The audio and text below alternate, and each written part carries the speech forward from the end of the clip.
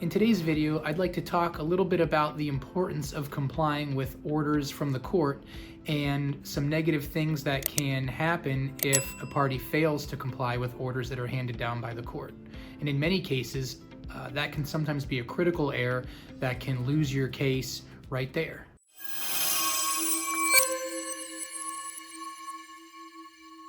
Hi, my name is Granger Benson, and I'm an attorney here at Cape Fear Family Law. I'm going to talk to you today about a Court of Appeals case that was just recently handed down on August 20, 2024, and deals directly with the issue of what can happen if a party fails to comply with an order from the court. This case is out of Lee County, specifically the city of Sanford. The parties involved in this case were the city of Sanford, bringing charges against a local motel, which is referred to as the Amstree defendant in the matter, but to me it sounds like a pretty standard no-tell motel, though it's not clear from the case what exactly the hotel comprised of. But the general facts are that the city of Sanford brought various charges against the hotel because basically it was not being kept up very well, and the hotel owners were allegedly allowing all kinds of crime to occur on their property. You might ask why in a family law office we're talking about a civil case that involves a city and a hotel. Well, the important part isn't necessarily the identity of the parties or the specific facts of this case, but rather the results and the decision handed down by the court based upon the conduct of the defendant hotel throughout the course of this matter. And that is directly applicable to family law cases because we frequently see parties who are going through a very difficult time in their lives and sometimes don't necessarily want to be ordered to do certain things or to not do certain things by a judge whom they've never met. What's important to understand in that scenario, though, is that the court has a lot of power over a party, and if a party decides that they don't want to comply with orders of the court, it can have severe negative impacts on their case, whether it's a civil case between a city and a hotel, or whether it's a family case between two parties fighting over custody of their children, for example. So let's get into the nitty-gritty about the facts of the case. The city of Sanford, through its police department, had alleged in their court filings that the hotel was allowing all manner of criminal activity to be conducted on its property, to include everything from dealing of drugs, homicides, prostitution, sexual and physical assaults. Basically all manner of criminal activity that you can think about was alleged to have occurred on this hotel's property. And so as a result of that activity, the city was seeking through the court to shut that hotel down because the owners of the hotel had basically ignored every other attempt by the police department to pretty much clean up their act and expel this kind of criminal activity from being conducted on their property. So as a part of the case, as it proceeded through, the city served what are called discovery requests on the hotel. Discovery requests are court-ordered requests for information from a party, and once discovery requests are served on a party in a case, that party is obligated to provide responses either in the form of information or documentation to the party that made the discovery request. In this case, the city of Sanford issued discovery requests to the hotel, which the hotel repeatedly ignored and failed to answer. We don't know specifically what the city of Sanford's discovery requests comprised of. Discovery can come in the form of interrogatories, which are requests for just information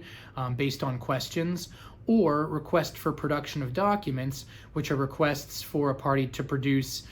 all manner of documentation that may be requested in the discovery process. So for the purposes of our discussion today, I'm just going to refer to the requests as discovery, which is kind of an umbrella term, but in family law, it's very standard for both parties to exchange discovery requests, both in the form of interrogatories and requests for production of documentation as these cases proceed. So despite being served with official discovery requests from the city of Sanford, the hotel completely blew the requests off and never answered them despite being ordered more than once by the court to provide answers to the city's requests. And not only did they not answer them, they didn't seem to care about even making an attempt, what we would call a good faith attempt, to provide answers or responses to those requests. After several attempts to get the hotel to answer discovery requests, the city of Sanford took the hotel back to court, and the court was not pleased with the information that the city of Sanford provided that essentially laid out the fact that the hotel had completely blown off the discovery requests for not only 1 month, not only 2 months, but over a year's time. So what the summary judgment request did was it allowed the court to grant every request that the city had asked for, to deny every request that the hotel had asked for, and what this resulted in essentially was the hotel losing its case before ever even making it to trial, because the hotel could not and would not comply with the court's orders. So you might be asking, well, why did this get all the way to the Court of Appeals? It seems pretty cut and dry if one party just refused to follow the orders of the court. Well, the reality is that even if you lose a case, you can always appeal the decision to the Court of Appeals. But in this case, the matter was lost when the hotel refused to comply with the orders of the court. The Court of Appeals was not willing to overturn the lower court's decision and affirmed or found in favor of the lower court's decision that the hotel did blow off the court. And so in that case, the Court of Appeals isn't going to allow a party to essentially play mom against dad and get a favorable outcome when they were already told by the initial court that their conduct was not appropriate, and so they were sanctioned. So let's say you're out there and you're a mom or a dad involved in a custody case and thinking, well, what does this have to do with me? Well, it's actually very applicable to your case, because it's not uncommon at all in custody cases for the court to issue various orders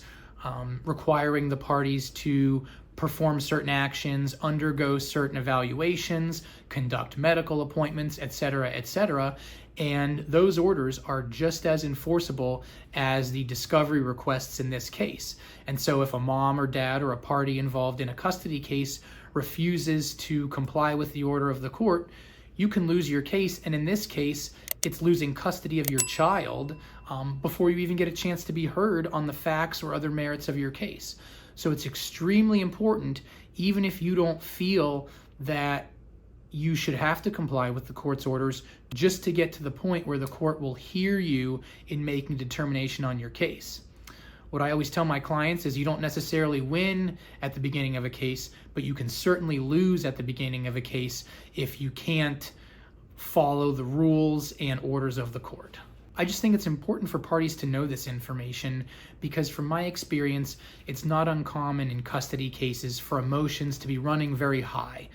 Nobody wants to be in court fighting over the time that they get to spend with their child, and so they can react negatively when a judge or a court whom they've never met tells them to do something they don't want to do. But what I always advise my clients is that if a judge has told you to do something, you have to do it, and then we will adjust our case strategy and determine how we want to deal with things moving forward after you've done what the court has asked you to do. But refusing to do what the court has asked or ordered you to do is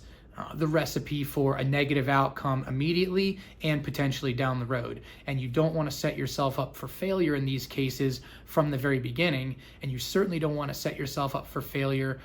on a matter that's as easy to comply with as just following an order that's been issued by a judge. Have you had any experiences in this realm in your involvement with the courts, maybe not complying with an order yourself, or if the other side didn't comply with an order and you'd like to tell us what happened as a result?